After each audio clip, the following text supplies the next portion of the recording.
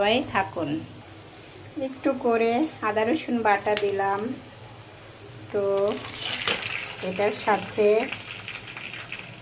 একটু মরিচের গুঁড়া, একটু হলুদের গুঁড়া দিয়ে দিলাম, আর একটু লবণ। তো আমি কিছু রসুন এটার সাথে ভেজে নিয়েছি, আর কিছু রসুন আমি কিছু রসুন আমি আনাম এটার সাথে দিয়ে দেব। এটা ভাতের সাথে মেখে খেলে খুব টেস্ট লাগে।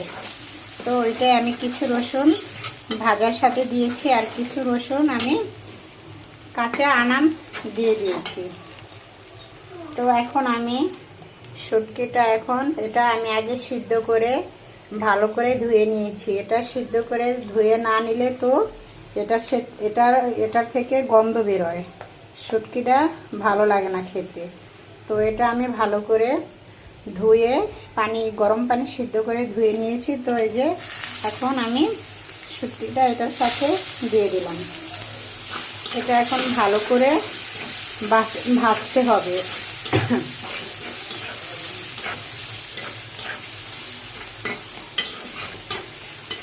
আপনারা সবাই আমার সাথে থাকুন।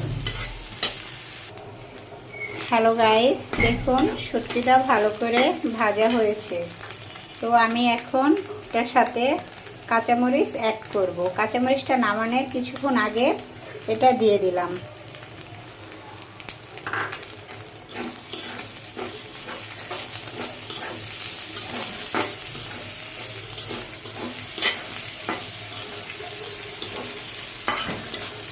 খুব সুন্দর এটার থেকে গন্ধ বেরোইছে।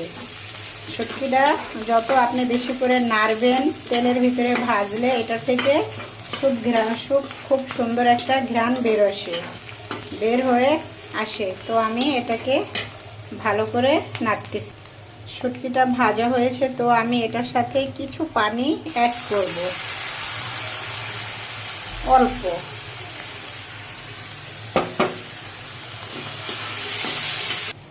হ্যালো গাইস, আমার রান্নাটা শেষ। হ্যালো গাইস, এই যে আমার শুটকির রেসিপি আপনাদের মাঝে পুরো ভিডিওটাই আমি রান্না করে শেয়ার করলাম। আমাকে আপনারা সবাই লাইক, কমেন্ট, শেয়ার করবেন, সাবস্ক্রাইব করবেন। আমি আপনাদের মাঝে নতুন, তো যদি আমার কথায় কোনো ভুল হয়ে থাকে ক্ষমার দৃষ্টিতে দেখবেন।